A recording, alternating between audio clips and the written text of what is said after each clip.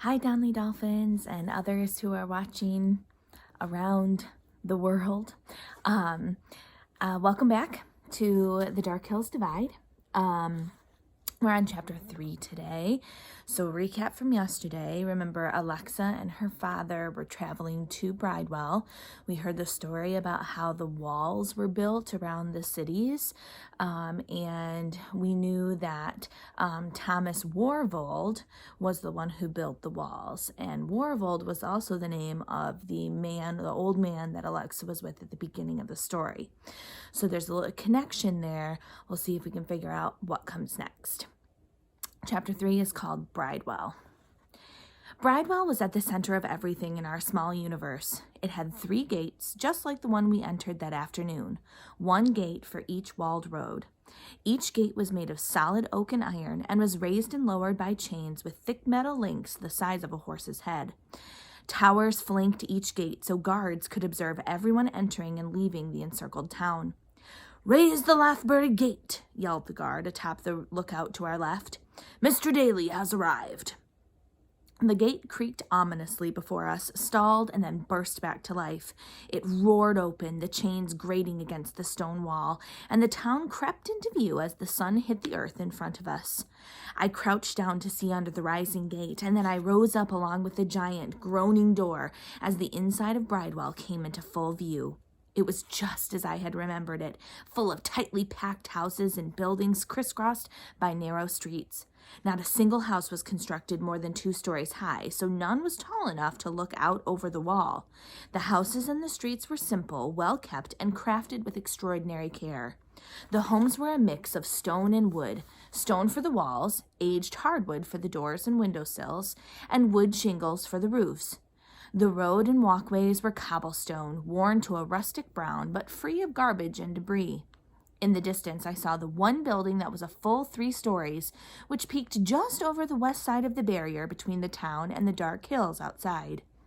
This was the old prison building, a place where I had slept, eaten my meals, and looked for secrets in the many rooms and passageways.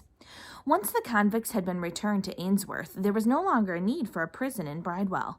It had been converted, renamed Rennie Lodge, and was currently home to a library, 2 courts, and several classrooms for art masters and apprentices of various trades. A portion of the large building was also devoted to the annual meeting which we had come to attend. Fancy rooms for boarding, a large kitchen and dining area, a meeting room for official business, and a smoking room with a large fireplace. Though hot during the day, it was cold at night in Bridewell, and a late fire was common even in the summer. The basement contained a musty old cell block, hardly ever used except as a holding area for prisoners transferred from town to town. We were a simple, passive society, and we generally kept to ourselves. The summers, though, were a time for trade for our craftspeople. In addition to the usual doctors, blacksmiths, storekeepers, and such, each of our towns housed facilities for bookmaking and repairing. We were known in Ainsworth as the finest and most reliable creators of ornate covers and sturdy spines, and it was said far and wide that we were a people skilled at the task of restoring the most treasured books and manuscripts. In the heat of summer, Bridewell was deserted. Most of its inhabitants were in Lunenburg collecting damaged books for repair, taking on new projects, delivering finished volumes, and otherwise attending to the trade business of our society. Visitors from outside our kingdom would enter Lunenburg through a small, heavily guarded gate to collect the finished goods. Often they brought along more books for repair and written manuscripts for setting into type and developing into finished books. With so many of our inhabitants traveling and working elsewhere, summer in Bridewell was calm. Few people, an occasional breeze, a place clean and tidy and ideal for exploring. We approached the ponderous square mass of Rennie Lodge and lurched to a stop. I was immediately down on the hard stone drive, glad to be free of the bumpy ride. A servant emerged and took my father's bags. I kept my own, and we walked the few steps up to the entryway. I hopped on each, counting as I went, 1, 2, 3, and entered the stone lodge building.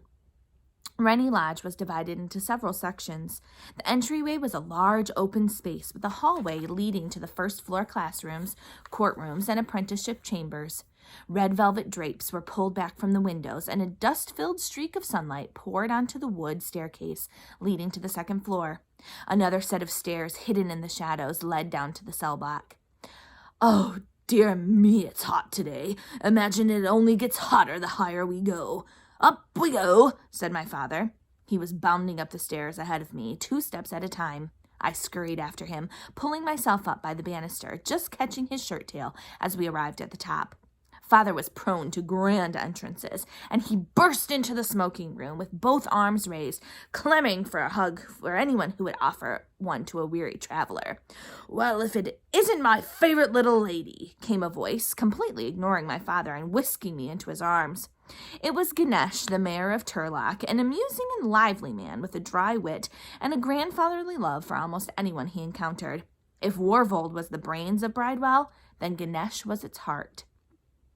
"It's so dry around here, the trees are bribing the dogs," he said, his full black beard tickling my bare shoulder. The smoking room was easily the most comfortable place in Rennie Lodge. Lots of large windows adorned with velvet drapes, this time purple, filled the room with cheery light, and beautiful furniture was placed comfortably on ornate throw rugs. An imposing rock fireplace, surrounded by inviting couches and chairs, took up one wall. On another wall were double doors leading into the official meeting room. I glanced over Ganesh's shoulder and saw Warvold, his weary old body crumpled in a heap on a plush red chair. He smiled at me, winked, and then reached his arm out toward me. Ganesh sent me back on the wood floor, looked my father up and down, and said, "James Daly, still as full of wind as a corn-eating horse?" Ganesh and my father talked while I walked over to Warvold and took his dry, bony hand in mine. He drew me near to his weathered face, his eyes still the bright green of a young man, and he whispered in my ear, "Later, when the sun is low and things have gone quiet, meet me in the dining room and we'll take a walk down the streets of Bridewell."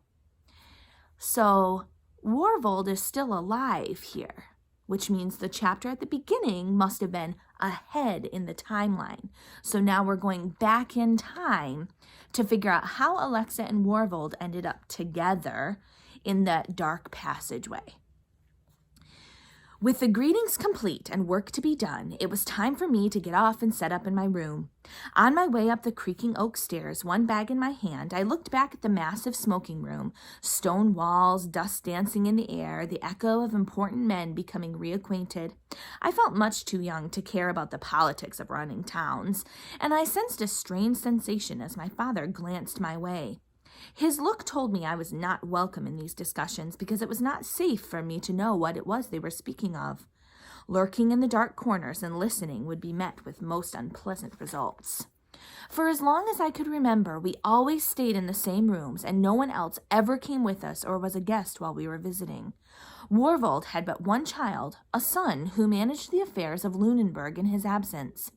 My mother did the same in Lathbury, which is why the annual trips to Bridewell were for me and my father alone. Warvold's wife had passed away only 2 years after the wall was completed, and he had not remarried. Her name was Rennie, thus the naming of the lodge. Ganesh remained restless and enjoyed the freedom of solitary life, and so always arrived alone and seemed perfectly content to do so. Along the third-floor hallway, the smell was musty and dry, a smell I acquainted with adventure and freedom. A few steps beyond the stairwell were the doors to my favorite place in Rennie Lodge, the library. There were many wonderful books in the Bridewell Common, and most of them were kept at Rennie Lodge, guarded by my best friend in Bridewell, an old codger named Grayson. The library was closed at this hour, so I turned in the opposite direction and walked to my room near the other end of the hall. I could hear distant voices traveling up the stairs, rising into a meaningless garble. My room looked out over a sea of bright green ivy climbing up and over the wall. I gazed out along the edge where the rock became entwined with distant colors. I would be at Bridewell for the next 30 days with almost no supervision. While my father was busy running the kingdom, I would be busy exploring. And maybe, just maybe, this summer I would find what I had been looking for every summer that I had been coming here. A way outside the wall. Tomorrow, our chapter is called Purvis Cotcher, the name of some character who I think might also be important to our story. Have a great day, everybody. I'll see you tomorrow. Bye.